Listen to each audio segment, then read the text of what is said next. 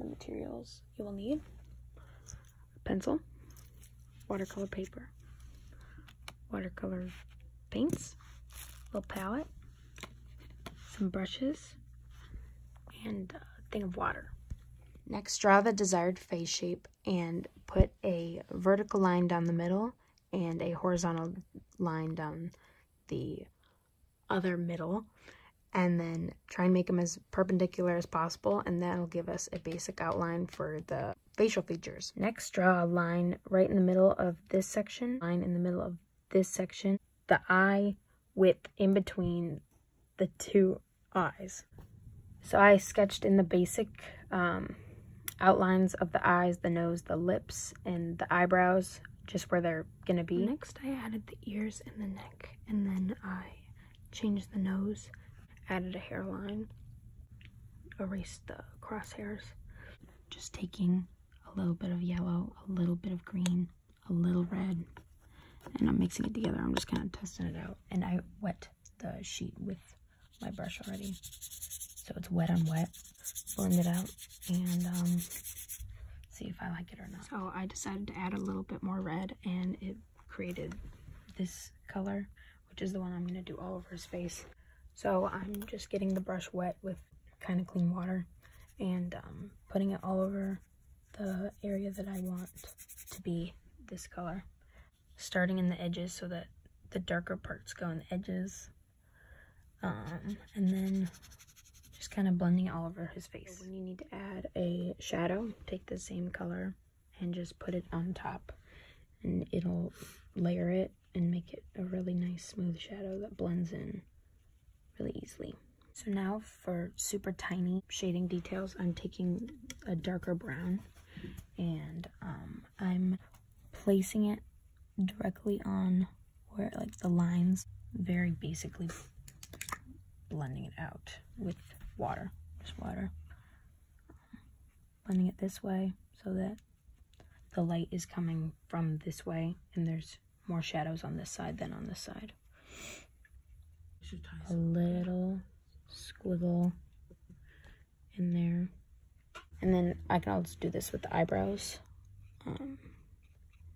Just kind of lay it down. It won't be as dark later on. I added in dark circles under his eyes so that he looks like he has a little more dimension. So for the shirt, I have to make it orange, and I just kind of did an outline and then blended the rest of the color down so it looks more smooth. A lip color, and it's just a little bit of red and the original skin color I used. I mixed them together and really diluted it a lot in water, and then I put it all over the lips, and then to make it have more dimension, I added it around just the edge of the bottom lip, and that should make it look more realistic. And then I'm gonna just do a little bit on the side on the edge there. And then I'm gonna use the same color for his scar up in his eye. So I want one of his eyes to be blind, so I'm doing it all gray, and then this one I'm gonna turn blue. So now you can see that the orange on his shirt is a little more neon, so you can tell that he's in prison. I want to add more depth right here, so I'm the brown again, and I'm adding it in here. I'm also gonna leave that place blank because nose highlight is always good right there. So now I'm going to take a little bit of water on a super tiny brush, and I'm gonna grab a little bit of the darker brown again and try and make these eyes look a little more, make them stand out a little more.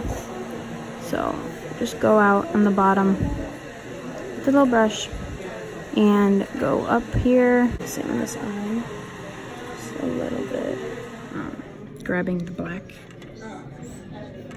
and just, I'm only gonna do people on this side because this one is blind.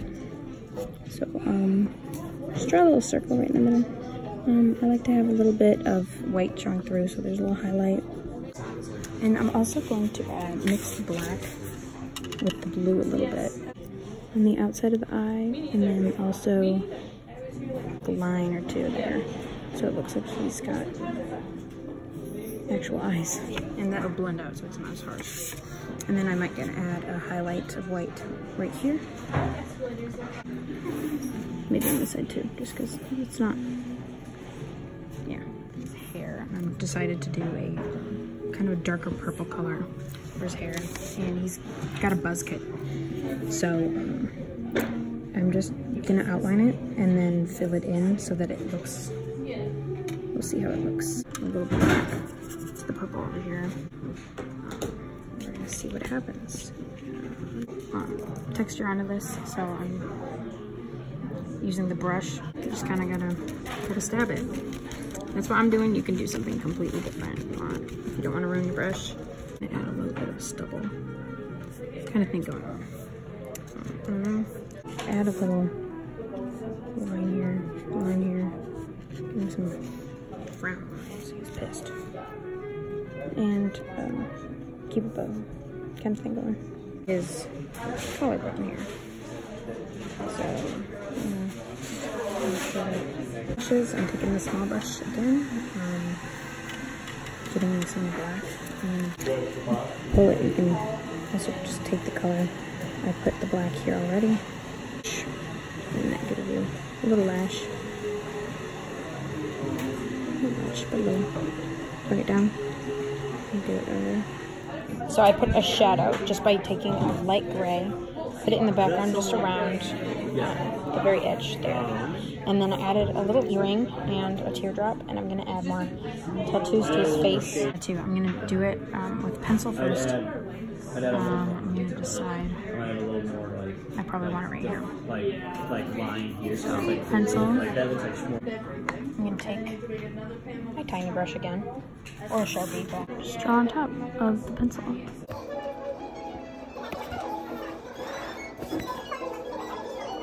I'm finished with the tattoos. I might add a couple later, making the background color, and that is going to be a gray.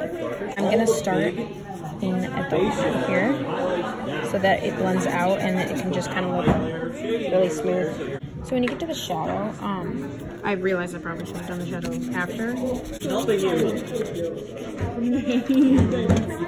So in the background, I ended up making this side lighter and this side darker, and then I'm going to go back over the shadow darker than this color. I'm going to go along the edges.